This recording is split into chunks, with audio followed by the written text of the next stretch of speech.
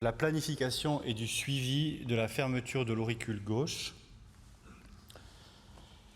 Et donc, en France, l'indication de fermeture de l'auricule gauche qui est définie par l'HAS, elle se porte uniquement sur les patients en FA non valvulaire, comme vous voyez, à haut risque thromboembolique défini par un score de Jazz-Vasc supérieur ou égal à 4, avec une contre-indication formelle et permanente aux anticoagulants, entre parenthèses, validée par un comité pluridisciplinaire, et ça je vais y revenir parce que c'est très important.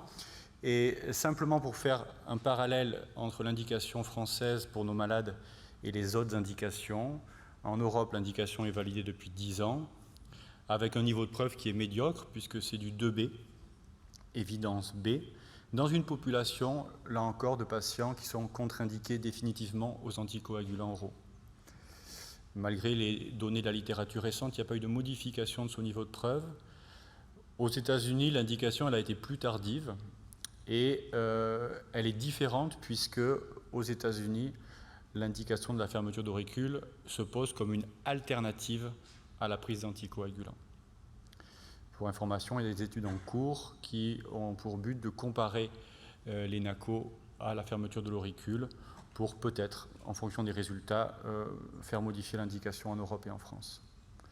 Donc l'indication, j'ai insisté sur la pluridisciplinarité car en réalité, à mon sens, la contre-indication d'une anticoagulation, elle n'est pas définie par le cardiologue, elle est définie par le spécialiste de l'organe qui saigne.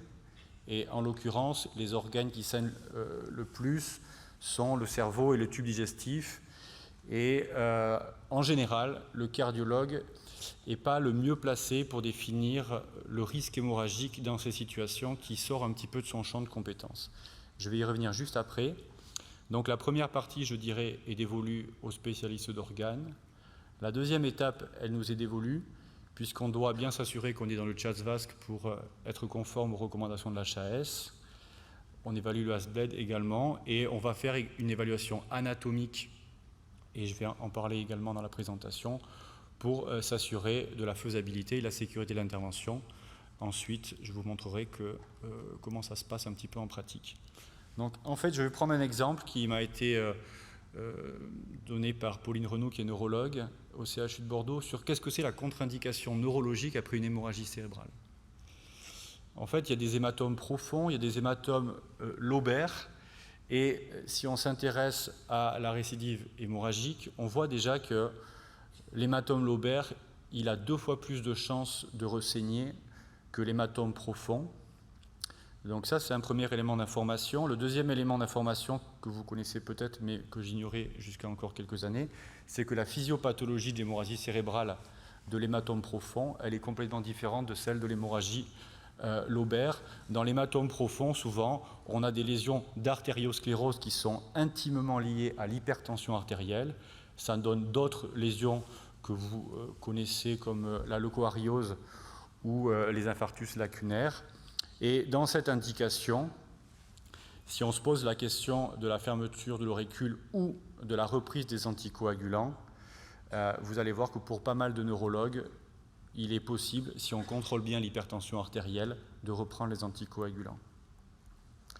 L'hématome lobaire, par contre, c'est une physiopathologie qui est complètement différente d'après les neurologues, avec une histologie des lésions et des dépôts amyloïdes qui rentrent dans le cadre plus général de ce qu'on appelle l'angiopathie amyloïde cérébrale et qui, elle, pour les neurologues, est une contre-indication formelle à la reprise de l'anticoagulation et donc une indication de première intention pour la fermeture d'auricule.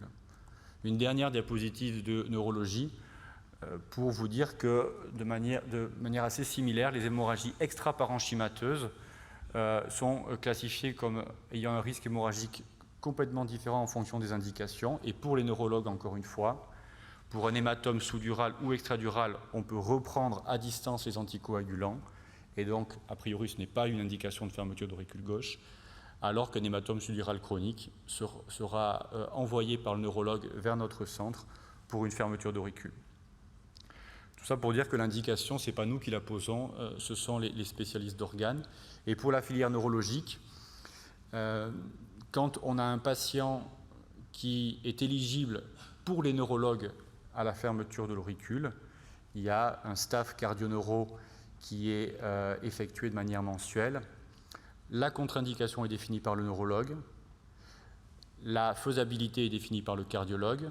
On définit également un contexte clinique dans lequel est inclus l'espérance de vie qui doit être au moins supérieure à 1 an, évidemment, et un score de Rankin. Le score de Rankin, c'est le score de handicap après les AVC, qui doit être modéré, c'est-à-dire qu'on fait des patients qui sont valides. Et ensuite, on a un processus de consultation, de présélection par scanner, de traitement et de suivi. Là encore, il y a normalement, les indications d'antiagrégation après une procédure, c'est de faire soit une anticoagulation de courte durée, 45 jours, puis une bi-antiagrégation pour un type de prothèse, ou une bi-antiagrégation sans anticoagulant pour un autre type de prothèse. Quand on a des patients à très haut risque hémorragique cérébral, comme les angiopathies amyloïdes, on a un protocole d'accord local qui est de faire de la mono-antiagrégation. Donc vous voyez que c'est quand même un travail assez collaboratif. Ensuite, on rentre un peu dans le jeu, puisqu'on va faire une évaluation, qu'on appelle pré-procédurale, dans laquelle on doit faire 3 choses. On doit vérifier qu'il n'y ait pas de thrombus dans l'auricule gauche, puisque c'est théoriquement une contre-indication, puisque c'est bien sûr à haut risque de complications opératoires. On doit évaluer l'anatomie pour définir quels sont les cas plutôt faciles, quels sont les cas complexes. Et on fait une analyse de la taille de l'auricule pour faire une présélection de la prothèse. Ça, c'est très important pour gagner du temps en salle de cathétérisme. Donc, le thrombus dans l'auricule gauche, il est évalué depuis longtemps par l'échographie transœsophagienne. Vous avez sûrement tous fait ça si vous faites de l'échographie transœsophagienne. Et il est basé sur un score, une gradation de l'écho de contraste spontané. Et autant c'est relativement facile de diagnostiquer un thrombus protrusif ici et un écho de contraste de bas grade ici, autant ça peut être un peu plus délicat de définir si on est ici sur un état thrombotique ou pré-thrombotique et de savoir si, éventuellement, vous allez autoriser à ce que votre patient soit traité par l'autre équipe pour aller en salle de cathétérisme. Et effectivement, il y a quand même 50 nuances de contraste qui font que le diagnostic peut être parfois difficile. Il y a une alternative à l'ETO, qui est le scanner, pour lequel on a établi un protocole qui est spécifique. On fait un coroscanner, bon, maintenant, dont vous êtes très familier, avec, vous voyez, une haute concentration de contraste au temps artériel. Le problème, c'est que les patients FA chroniques, vous savez qu'ils ont une vitesse de vidange auriculaire qui est très basse, puisque l'auricule fibrille comme l'oreillette, et que donc, quand on fait un passage précoce, souvent le contraste n'a pas le temps de pénétrer complètement dans l'auricule gauche, et les radiologues nous répondent il y a une forte suspicion de thrombus. Pour parer à ce problème, on fait une deuxième acquisition 60 secondes plus tard, et à ce moment-là, vous voyez qu'il y a beaucoup moins de contraste dans les cavités cardiaques, en particulier à gauche, mais qu'on a une homogénéisation du contraste, et qu'on peut faire avec plutôt un système de on-off ou oui-non, la différence entre de la stase et un thrombus, il y en a un, ou ici, en l'occurrence, l'absence de thrombus. Et on a participé avec un groupe transatlantique à des recommandations internationales pour faire ces scanners. Il y a un très haut niveau de sensibilité et de spécificité. Avec, vous voyez ici, temps précoce défect, temps tardif défect. Donc en pratique, on voit effectivement qu'il y a un thrombus, ici à l'ETO, alors que quand on a un défect temps précoce et pas de défect au temps tardif, pour nous, c'est un go pour que le patient puisse aller en salle de cathé pour qu'on fasse la fermeture. La deuxième étape, c'est évaluer l'anatomie de l'auricule, parce que vous avez tous une idée plus ou moins précise de l'anatomie des auricules, qui sont définies par un ostium qui est toujours ovalaire, non pas circulaire, une région qu'on appelle le cou ou le neck, et puis des lobes qui peuvent être variables, l'objectif étant de poser une prothèse qui se positionne en général au niveau de ce qu'on appelle le neck et avec plus ou moins un disque en fonction des types de device qui va fermer l'auricule gauche et permettre une néo-endothélisation ou au moins une cicatrisation. Et on a différents types de morphologie qui sont classés en variétés végétales comme le chou-fleur ou le cactus, le manche à air des aérodromes ou bien l'aile de poulet. Vous voyez ici l'évaluation échographique, l'évaluation angiographique et l'évaluation scanographique. En réalité, on a fait longtemps des évaluations échographiques, notamment avec l'écho 2D, mais vous devez savoir qu'à 45 degrés, les auricules ils se ressemblent tous à peu près, avec un aspect en doigt de gant qui vous est familier. Et si on veut voir la morphologie des auricules, il faut faire une rotation du secteur angulaire de la sonde jusqu'à 135 degrés, ce qui nous permettra de faire la différence entre un manche à air d'aérodrome, un windsock, une aile de poulet ou un chou-fleur. En scanner, c'est en général beaucoup plus facile parce qu'on a des logiciels dédiés, donc il nous suffit d'appuyer sur le bouton « Analyse de l'auricule » et comme par magie, on a cette analyse en volume, ce qu'on appelle VRT, où on voit parfaitement la morphologie et l'orientation de notre auricule gauche. Heureusement qu'on est dans un congrès d'écho, donc on va faire un peu la promotion de l'échographie et les sociétés d'échographie ont beaucoup travaillé sur les nouvelles modalités 3D en développant des vues qu'on appelle photoréalistiques pour essayer de mettre du contraste dans l'image 3D et pour qu'on ait une meilleure appréciation finalement de l'architecture des auricules. Et grâce à ces modalités, on peut maintenant très facilement, ça s'est fait quasiment en live, faire une acquisition en zoom 3D, là, comme a cité Claire. Donc on fait simplement une fenêtre d'acquisition sur l'auricule, ici vous voyez son ostium qui est ovale, et on va tourner le volume, on va enlever un petit peu ce rose clair, et on va commencer à voir la morphologie de l'auricule, et si on tourne un petit peu plus, on va voir complètement la morphologie de l'auricule avec ses différents lobes, avec une précision qui est très proche de ce qu'on peut avoir sur les scanners 3D avec les dernières générations de logiciels de post-traitement. Donc vous voyez que l'échographie a en quelque sorte essayé de rattraper son retard pour nous donner ces vues anatomiques, morphologiques de l'auricule gauche. Et effectivement, on arrive à faire ces classifications de windsock, d'aile de poulet, de brocoli ou de cactus avec un post-traitement qui est fait en salle de cathé en live qui prend en général entre 30 secondes et 1 minute maximum.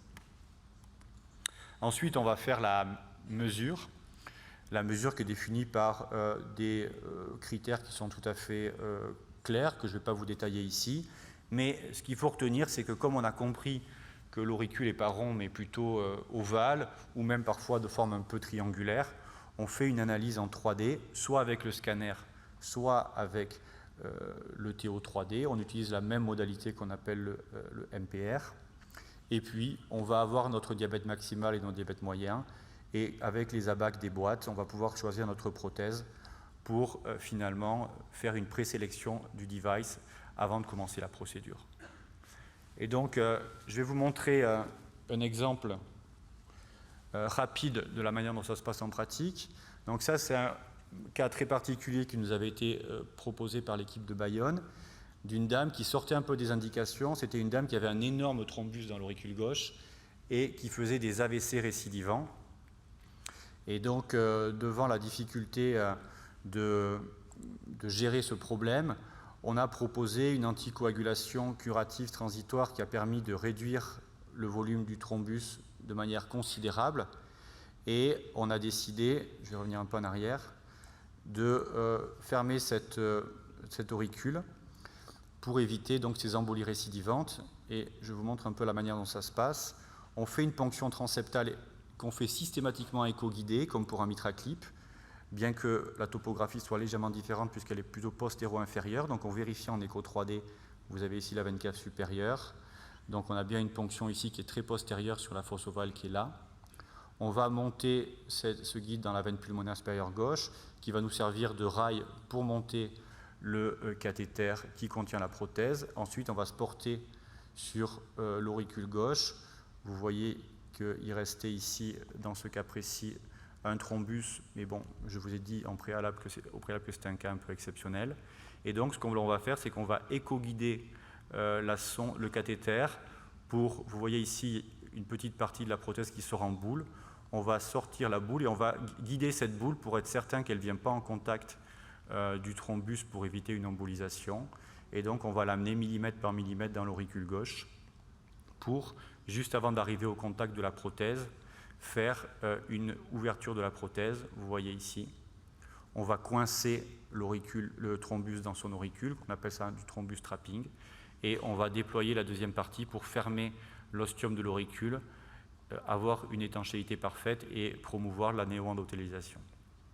Donc vous voyez, c'est une procédure qui est vraiment extrêmement éco-guidée, et comme le MitraClip ou le TriClip que vous avez dû voir en première partie, il faut une coopération entre un imageur et un cathétériseur, et c'est ce qui fait un petit peu tout l'intérêt de la procédure.